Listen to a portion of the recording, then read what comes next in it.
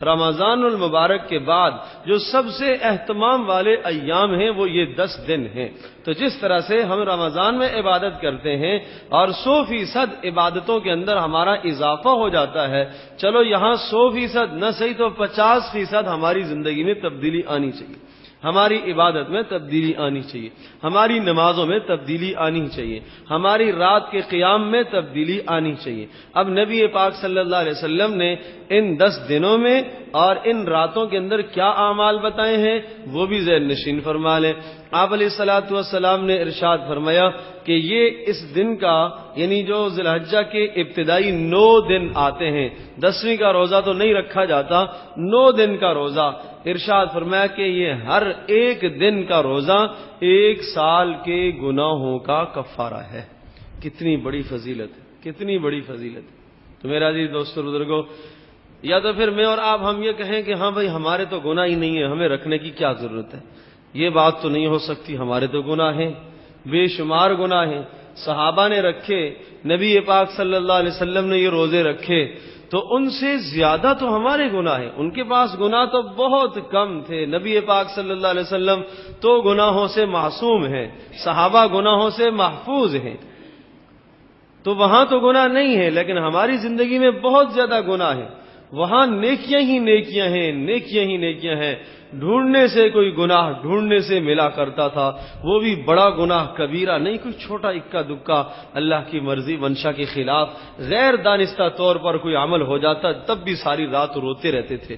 یہ حالت تو وہاں تھی، اور ہمارے یہاں میرے عزیز دوستو بزرگوں، اگر ہم اپنی 24 گھنٹے کی زندگی کو دیکھیں، 1 سال پیچھے کی زندگی کا موازنہ کریں، 1 مہینے کی زندگی کا موازنہ کریں کہ ہم نے کیا کمایا اور کیا ہم نے کھویا، کیا پایا، تو یقیناً ہم اس نتیجے پر پہنچیں گے کہ ہمارے اعمال میں نیکیاں 2-4 ہیں، گناہوں سے بھرے ہوئے ہیں۔ ہمارے صحیفے، ہمارے نامہ اعمال گناہوں سے بھرپور ہیں، نیکیاں 2-4 ہیں، اور وہ جو 2-4 نیکیاں ہیں وہ بھی اخلاص سے خالی ہیں، وہ بھی کہیں سنت سے خالی ہیں، کہیں تو نبی پاک صلی اللہ علیہ وسلم کی سنت کے مطابق عمل نہیں ہوا، ثواب سے محروم رہ گئے، کہیں عمل تو ہوا ہے سنت کے مطابق تو ہوا لیکن اخلاص کی کمی آ گئی، جب بھی ہم محروم رہ گئے۔ تو میرا عزیز دوستو بزرگوں، پھر مجھے اور آپ کو تو ہمیں اور زیادہ روزہ رکھنا چاہیے۔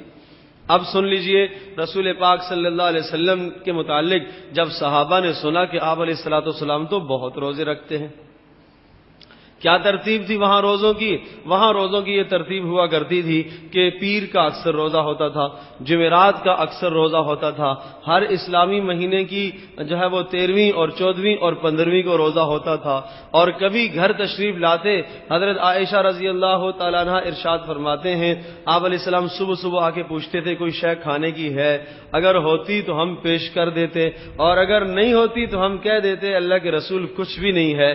آپ ارشاد فرماتے تھے اچھا پھر میرا روزہ ہے، اچھا پھر میرا روزہ ہے۔ یہ نفلی روزے کا یہ حال تھا، کثرت سے روزہ رکھا کرتے تھے، اور پھر ان 10 دنوں میں، ان 9 دنوں میں بھی روزے کا بھرپور اہتمام تھا۔ جب صحابہ نے دیکھا کہ نبی پاک صلی اللہ علیہ وسلم اس قدر روزوں کا اہتمام فرمانے والے ہیں، تو صحابہ کرام رضی اللہ عنہم اجمعین نے بھی روزوں کا اہتمام کیا۔ فرمایا فواصل اصحابہ صلی اللہ علیہ وسلم، آپ علیہ السلام نے مسلسل روزے رکھے، صحابہ نے بھی مسلسل رکھنے شروع کر دیے، حتیٰ کہ بعض صحابہ کا یہ حال تھا کہ 30 دن پورے روزے، رمضان کے علاوہ مسلسل روزہ چل رہا ہے۔ آپ علیہ السلام نے انہیں بلایا اور انہیں ارشاد فرمایا کہ دیکھو تم میری طرح نہیں ہو۔ آپ علیہ السلام نے پوچھا تم نے اتنے روزے کیوں رکھے؟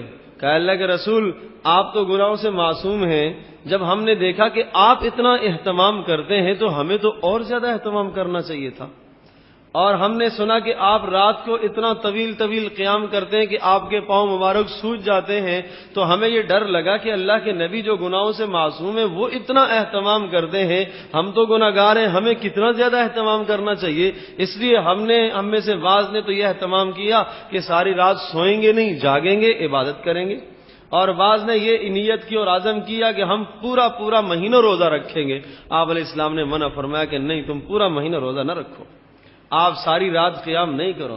تو میرے عزیز دوستو بزرگوں، وہاں تو طرز زندگی اور طرز عبادت کا یہ حال تھا کہ اللہ کے رسول کو عبادتیں کم کروانی پڑی کہ اتنا نہ کرو، تمہارے جسم کا حق ہے اس کا حق بھی ادا کرو. تو میرے عزیز دوستو بزرگوں، یہ وہ لوگ تھے جنہیں اللہ پاک نے دنیا میں جنت کی خوشخبریاں سنا دی، بشارتیں سنا دی. اب میں اور آپ ہم اپنی زندگی کا جائزہ لیں کہ ہمارے یہاں کیا صورتحال ہے. تو میرے عزیز دوستو بزرگوں، عرض یہ کر رہا تھا کہ ان 10 دنوں میں ہماری عبادت میں تھوڑی سی تبدیلی آ جانی چاہیے، تھوڑا سا اضافہ ہو جانا چاہیے. اگر 9 روزے مسلسل ہم نہیں رکھ سکتے، کم از کم 4، کم از کم 6، 5، جتنے سہولت سے ہو سکے اتنے روزے رکھ لو. اور خاص کر کے پھر یوم عرفہ کا 9 ذی الحجہ کا روزہ، اس کے متعلق تو آپ نے بتایا کہ مجھے اللہ پاک سے یہ امید ہے کہ یہ ایک دن کا روزہ 1 سال گزشتہ گناہوں کا کفارہ ہے اور 1 سال آئندہ کے گناہوں کا کفارہ ہے.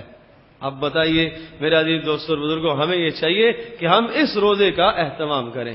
اول تو چاہیے کہ مسلسل 9 دن کے روزوں کا اہتمام کرے، لیکن اگر 9 دن کے نہ ہو سکیں تو کم از کم 9 ذی الحجہ کا تو ضروری کر لے. آپ نے ارشاد فرمایا کہ ان 9 دنوں کے روزے کا یہ حال ہے اور یہ ثواب ہے کہ 1 دن کا روزہ 1 سال کے گناہوں کا کفارہ. اور اگلی بات بھی سن لیجئے، آپ نے ارشاد فرمایا کہ ان دنوں کی جو راتیں ان کی فضیلت یہ ارشاد فرمائی کہ ان کی فضیلت یہ ہے کہ ہر رات کا قیام وہ لیلۃ القدر کے قیام کے برابر ہے. لیلۃ القدر کا کتنا فائدہ ہے. لیلۃ القدر خیر من 1000 شہر، فرما 1000 مہینوں سے بڑھ کر اس کی عبادت ہے. اور 1000 مہینے میں اگر آپ شمار کرتے ہیں تو 83 سال بن جاتے ہیں. 83 سال سے متجاوز عبادت کا ثواب جو آدمی عشرہ ذی الحجہ کی راتوں میں سے کسی ایک رات کا قیام کر لے. اور آپ جانتے ہیں کہ جب رمضان المبارک کا آخری عشرہ ہوتا ہے کس قدر شوق اور رغبت سے لیلۃ القدر کو تلاش کیا جاتا ہے. اور اللہ پاک کی حکمت اور مصلحت کہ وہاں لیلۃ القدر پوشیدہ ہے. معلوم نہیں کون سی رات ہے، وہ جناب 21ویں بھی ہو سکتی ہے، 23ویں بھی ہو سکتی ہے، 25ویں بھی ہو سکتی ہے، 27ویں بھی ہو سکتی ہے، 29ویں بھی ہو سکتی ہے. وہاں متعین نہیں ہے، یہاں متعین کر کے بتا دیا کہ ان 10 دنوں کی ہر رات وہ لیلۃ القدر کا ثواب رکھتی ہے. تو میرے عزیز دوستو، جب کسی عمل کا ثواب زیادہ ہوتا ہے اس کی آسان پہچان یہ ہوتی ہے کہ عام طور پر توفیق لوگوں کو کم ہوتی ہے. اب آپ دیکھیں کہ اسی طرح سے دن ہمارے گزر جاتے ہیں جس طرح سے پورا سال گزرتا ہے، ان دنوں میں عبادت میں بھی کوئی فرق نہیں آتا، کوئی تبدیلی نہیں آتی. تو درخواست ہے کہ دن کے روزے کا اہتمام کریں اور رات کے قیام کا بھی اہتمام کریں. رات کو کیا کریں؟ اللہ کے نبی نے کوئی مخصوص عبادت نہیں بتائی. آپ بیٹھ کے تلاوت کیجئے، آپ ذکر کیجئے، آپ اذکار کیجئے، آپ توبہ کیجئے، آپ نوافل پڑھ لیجئے، جو اعمال ہو سکیں وہ اعمال کثرت سے کیجئے. ہاں، چند اعمال پڑھنے کے آپ علیہ السلام نے بتائے ہیں اور ارشاد فرمایا کہ ان 10 دنوں میں کثرت سے تم لا الہ الا اللہ کو پڑھا کرو. لا الہ الا اللہ کو پڑھا کرو.